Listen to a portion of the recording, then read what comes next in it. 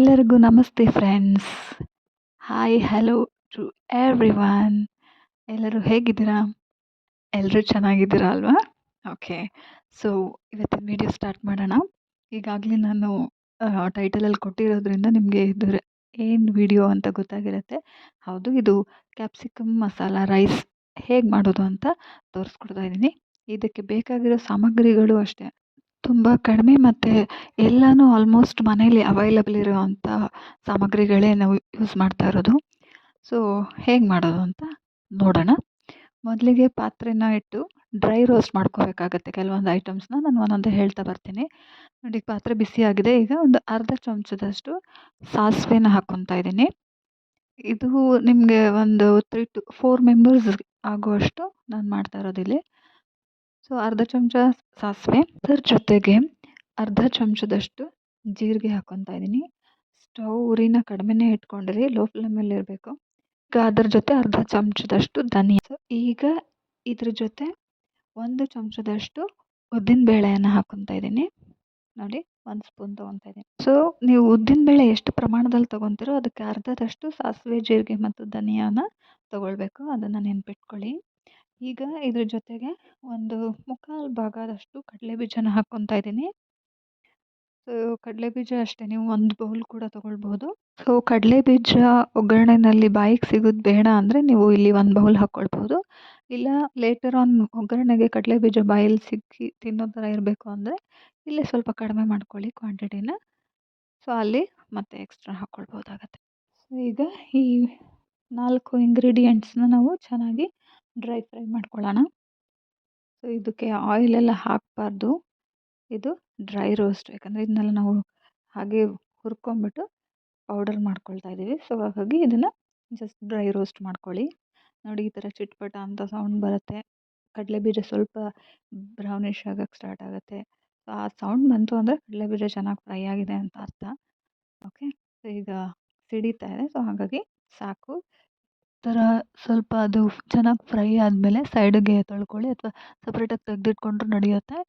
So ಇಲ್ಲಿ ಇವಾಗ ನಾನು ಇದಕ್ಕೆ 2 ಬ್ಯಾಡಗೆ ಮೆಣಸಿನ್ಕಾಯಿ ಮತ್ತು ಒಂದು 5ರಿಂದ 6 ರೆಡ್ ಚಿಲ್ಲಿನ ಆ್ಯಡ್ ಮಾಡ್ಕೊತಾ ಇದ್ದೀನಿ.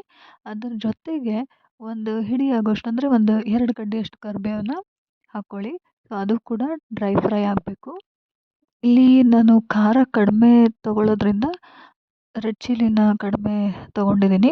ಇನ್ ಕೇಸ್ ನಿಮಗೆ ಖಾರ ಸ್ವಲ್ಪ ಸ್ಪೈಸಿಯಾಗಿರಬೇಕು ತಿಂಡಿ ಅಂತ ಅಂದರೆ ನೀವಿಲ್ಲಿ ರೆಡ್ ಚಿಲ್ಲಿನ ಇನ್ಕ್ರೀಸ್ ಮಾಡ್ಕೋಬೋದು. ನಾನು ಮತ್ತೆ ಒಗ್ಗರಣೆಗೆ ಚಿಲ್ಲಿ ಯೂಸ್ ಮಾಡ್ತಾಯಿದ್ದೀನಿ, ಅಲ್ಲಿ ನಾನು ಗ್ರೀನ್ ಚಿಲ್ಲಿ ಯೂಸ್ ಮಾಡ್ಕೊತೀನಿ. ಸೊ ನನಗೆ ಹಾಗಾಗಿ ಇದು ಸಾಕು ಅನಿಸ್ತು. ಒಂದು 5ರಿಂದ 6 ರೆಡ್ ಚಿಲ್ಲಿ ಮತ್ತು 2 ಬ್ಯಾಡಗೆ ಹಾಕ್ಕೊಂಡಿದ್ದೀನಿ. ನಿಮಗೆ ಕಲರ್ ಜಾಸ್ತಿ ಬರಬೇಕಂದ್ರೆ ಬ್ಯಾಡಗೆ ಮೆಣಸಿನ್ಕಾಯಿನ ಇನ್ನು ಇನ್ಕ್ರೀಸ್ ಮಾಡ್ಕೊಳ್ಬೋದು.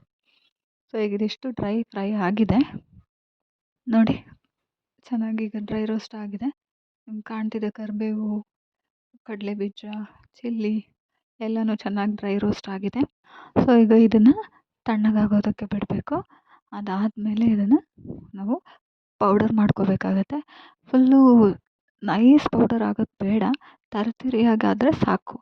ಸೊ ಇದನ್ನೆಲ್ಲ ಈಗ ಜಾರಿಗೆ ಹಾಕ್ಕೊಂಡು ಸ್ವಲ್ಪ ತರಿಯಾಗಿ ಇದನ್ನು ಪೌಡರ್ ಮಾಡ್ಕೊಳ್ಳೋಣ. ಫಸ್ಟ್ ಟೈಮ್ ವಿಡಿಯೋ ನೋಡ್ತಾ ಇರೋರೆಲ್ಲ ಪ್ಲೀಸ್ ಸಬ್ಸ್ಕ್ರೈಬ್ ಮಾಡಿ. ಪೌಡರ್ ರೆಡಿ ಆಯಿತು. ಈಗ ಈ ಪೌಡರ್ಗೆ ಕೊನೆಯಲ್ಲಿ ಒಂದು ಅರ್ಧ ಸ್ಪೂನಷ್ಟು ಗರಂ ಮಸಾಲೆನ ಆ್ಯಡ್ ಮಾಡಿ ಮಿಕ್ಸ್ ಮಾಡ್ಕೋಬೇಕು, ಅಥವಾ ಒಂದು ರೌಂಡು ಮತ್ತೆ ಗ್ರೈಂಡ್ ಮಾಡಿದ್ರು ನಡೆಯುತ್ತೆ. ನೋಡಿ, ಈಗ ಗರಂ ಮಸಾಲೆ ಹಾಕಿ 1 ರೌಂಡ್ ಮತ್ತೆ ಗ್ರೈಂಡ್ ಮಾಡ್ಕೊಂಡಿದ್ದೀನಿ. ಈಗ ಈ ಪೌಡರ್ನ ನಾನು ಒಂದು ಬಾಕ್ಸ್ನಲ್ಲಿ ಹಾಕಿ ಸ್ಟೋರ್ ಮಾಡಿ ತೆಗೆದಿಟ್ಕೊತೀನಿ. ಸೊ ದಟ್ ನಂಗೆ ನೆಕ್ಸ್ಟ್ ಟೈಮ್ ಇಮಿಡಿಯೇಟ್ ಬೇಕಾದಾಗ ಇದನ್ನು ಯೂಸ್ ಮಾಡ್ಕೋಬೋದಾಗತ್ತೆ. ನೀವು ಅಷ್ಟೇ, ನಿಮಗೆ ಇದು ಇಷ್ಟ ಆಯಿತು ಅಂದರೆ ಈ ಥರ ಪೌಡರ್ ಮಾಡಿ ಇಟ್ಕೊಳ್ಳಿ. ಸೊ ನಿಮಗೆ ಯಾವಾಗಾದರೂ ಎಮರ್ಜೆನ್ಸಿ ಏನು ಮಾಡೋದು ಅಂತ ಗೊತ್ತಾಗದೇ ಇರುವಾಗ ಇದು ತುಂಬ ಹೆಲ್ಪ್ ಆಗುತ್ತೆ. ಒಂದು ಕ್ಯಾಪ್ಸಿಕಮ್ ಇದ್ದರೆ ಸಾಕು, ಇಮಿಡಿಯೇಟಾಗಿ ಈ ರೆಸಿಪಿನ ಟ್ರೈ ಮಾಡ್ಬೋದು. ಮತ್ತು ಇದು ಆಲ್ಮೋಸ್ಟ್ ನಿಮಗೆ ಒಂದು 2 ತಿಂಗಳ ತನಕ ಬರುತ್ತೆ, ಏನೂ ಕೆಟ್ಟೋಗೋದಿಲ್ಲ, ಚೆನ್ನಾಗಿರುತ್ತೆ. ಸೊ ನಾನಿಲ್ಲಿ ಈ ರೀತಿ 1 ಲೋಟ ಅಕ್ಕಿ ತೊಗೊತಾ ಇದ್ದೀನಿ. ಈ 1 ಲೋಟ ಅಕ್ಕಿಗೆ ನಿಮಗೆ ಈ ಪೌಡರಲ್ಲಿ ಒಂದು 5 ಸ್ಪೂನು ಸಾಕಾಗುತ್ತೆ. ಮಸಾಲೆ ಸ್ವಲ್ಪ ಜಾಸ್ತಿ ಇಷ್ಟಪಡೋರು ಇನ್ನೊಂದು ಸ್ಪೂನ್ ಎಕ್ಸ್ಟ್ರಾ ಪೌಡರ್ನ ಯೂಸ್ ಮಾಡ್ಬೋದು.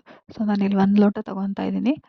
1 ಲೋಟ ಅಕ್ಕಿಗೆ ಈ ರೀತಿ ಮೀಡಿಯಮ್ ಸೈಜಿಂದು 2 ಕ್ಯಾಪ್ಸಿಕಮ್ ತೊಗೊಂಡಿದ್ದೀನಿ. ಸೊ ನೋಡಿ, ಇವಾಗ ನಾನು ಆಯಿಲ್ ಬಿಸಿ ಮಾಡ್ಕೊಂಡು ಇದಕ್ಕೆ ಕಡಲೆಬೀಜ, ಫ್ರೈ ಮಾಡಿಕೊಂಡು ಸಪ್ರೇಟಾಗಿ ತೊಗೊತೀನಿ. ಯಾಕಂದರೆ ಈ ಥರ ಕಡಲೆಕಾಯಿ ಬೀಜ ಫಸ್ಟ್ ಆಯಿಲ್ ಫ್ರೈ ಮಾಡ್ಕೊಂಡು ಸಪ್ರೇಟಾಗಿ ತೊಗೊಳೋದ್ರಿಂದ ನಿಮಗೆ ಅದು ತಿಂಡಿ ತಿನ್ನಬೇಕಾದ್ರೆ ಆ ಕ್ರಿಸ್ಪಿನೆಸ್ ಗೊತ್ತಾಗುತ್ತೆ ಕಡಲೆ ಬೀಜದ್ದು. ಅದರ್ವೈಸ್ ಇದೆಲ್ಲ ಸ್ವಲ್ಪ ಮೆತ್ತಗಾಗಿರೋ ಥರ ಅನಿಸುತ್ತೆ ನಿಮಗೆ. ಕಡಲೆ ಬೀಜ ತಿನ್ಬೇಕಾದ್ರೆ ಕ್ರಿಸ್ಪಿಯಾಗಿದ್ರೇ ಅದು ಮಜಾ. ಫ್ರೆಂಡ್ಸ್, ಈ ವಿಡಿಯೋನ ಮೊದಲನೇ ಸರಿ ನೋಡ್ತಾ ಇರೋರು ಇನ್ನೂ ಸಬ್ಸ್ಕ್ರೈಬ್ ಆಗಿಲ್ಲ ಅಂದರೆ ಪ್ಲೀಸ್ ಸಬ್ಸ್ಕ್ರೈಬ್ ಬಟನ್ ಕ್ಲಿಕ್ ಮಾಡಿ ನಮ್ಮನ್ನು ಪ್ರೋತ್ಸಾಹಿಸಿ. ಸೊ ಈಗ ನಾವು ಇದರಲ್ಲಿ ಕ್ಯಾಪ್ಸಿಕಮ್ 2 ಹೇಳಿದ್ನಲ್ಲ, ಆ 2 ಕ್ಯಾಪ್ಸಿಕಮ್ನ ಚಾಪ್ ಮಾಡಿಕೊಂಡು ಆಯಿಲ್ ಫ್ರೈ ಮಾಡ್ಕೊತಾ ಇದ್ದೀನಿ. ಇದನ್ನು ಕೂಡ ನಾನು ಕಡಲೆ ಬೀಜ ಹೇಗೆ ಸಪ್ರೇಟಾಗಿ ಫ್ರೈ ಮಾಡಿಕೊಂಡು ಅದೇ ಥರ ಫ್ರೈ ಮಾಡಿ ತೊಗೊತೀನಿ. ನೋಡಿ, ಇದು ಚೆನ್ನಾಗಿ ಫ್ರೈ ಆಗಿದೆ. ಈಗ ಇದನ್ನು ಕೂಡ ಸಪ್ರೇಟಾಗಿ ಒಂದು ಬೌಲ್ಗೆ ಹಾಕ್ಕೊಳ್ತಾ ಇದ್ದೀನಿ. ಈಗ ಒಗ್ಗರಣೆಗೆ 1 ಸ್ಪೂನ್ ಕಡಲೆಬೇಳೆ, 1 ಸ್ಪೂನ್ ಉದ್ದಿನಬೇಳೆ, 2 ಗ್ರೀನ್ ಚಿಲ್ಲಿ ಮತ್ತು 2 ಮೀಡಿಯಮ್ ಸೈಜ್ ಚಾಪ್ಡ್ ಆನಿಯನ್.